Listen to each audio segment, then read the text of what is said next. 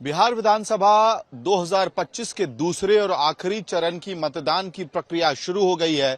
आज सुबह जब सूरज उगा है तो बिहार के वोटर्स भी, मतदाता भी बड़ी संख्या पे मतदान केंद्र पर पहुंच चुके हैं और तय करेंगे कि आगे बिहार की भविष्य की कुंजी, चाबी किसके हाथ में होगी। लेकिन फिलहाल नेताओं के भविष्य की चाबी इन्हीं मतदाताओं के हाथ में है, जो पूरे 5 साल उम्मीद और आशाओं के साथ अपने नेता, मंत्री, मुख्यमंत्री की तरफ देखते हैं और कई सारी आशाएं और निराशाएं उस 5 साल में बनकर हाथ में लगती हैं। लेकिन सासाराम की सीट पर जहां इस वक्त हम मौजूद हैं, वहां पे लड़ाई है राष्ट्रीय लोक मोर्चा यानी कि एनडीए की प्रत्याशी स्नेहलता कुशवाहा, पूर्व केंद्रीय मंत्री उपेंद्र कुशवाहा की पत्नी इस बार चुनावी मैदान में सासाराम से हैं और उनके सामने राजद के सत्येंद्र शाह इस चुनावी मैदान में उनको चुनौती दे रहे हैं। अहम बात यह है कि रोहतास जो डिस्ट्रिक्ट है, जिला है, उसकी 7 की 7 विधानसभा सीटों पर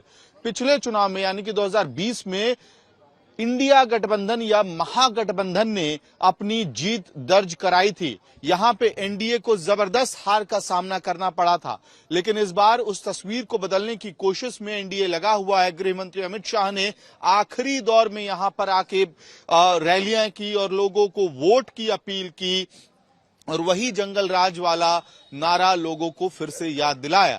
लेकिन जातीय समीकरण ऐसा है कि सासाराम की सीट पर कांटे की टक्कर मानी जा रही है राजद के सत्येंद्र शाह और आरएलएम की स्नेहलता कुशवाहा के बीच। इस वक्त देखिए मतदान केंद्र पे आपको फिलहाल इस मतदान केंद्र पर पुरुषों की जो संख्या है, तादाद है, वो कहीं ज्यादा दिखाई देगी महिलाओं के बनस्पत।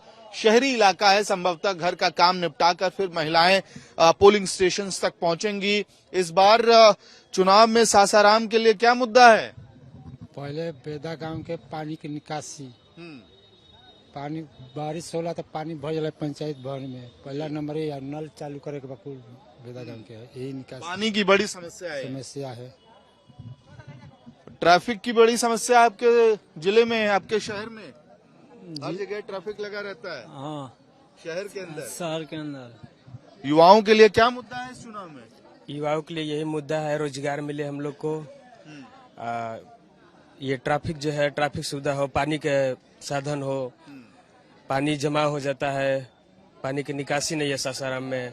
और सबसे बड़ी दिक्कत है कि जो ट्रैफिक है वो भी दिक्कत प्रॉब्लम दे रही है, शहर में बहुत ज्यादा प्रॉब्लम है। ठीक है, आमतौर पे आप कह सकते हैं कि एक बार को बैतरनी पार हो सकती है, लेकिन सासाराम शहर का ट्रैफिक पार करना बहुत मुश्किल है।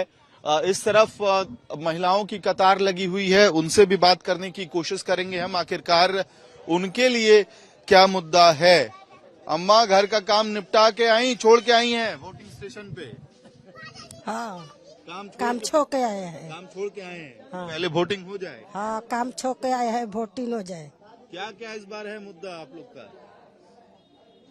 वोट देने आई हैं, क्या सोच के आई हैं? दिए कि ठीक है, हैं? मार देंगे।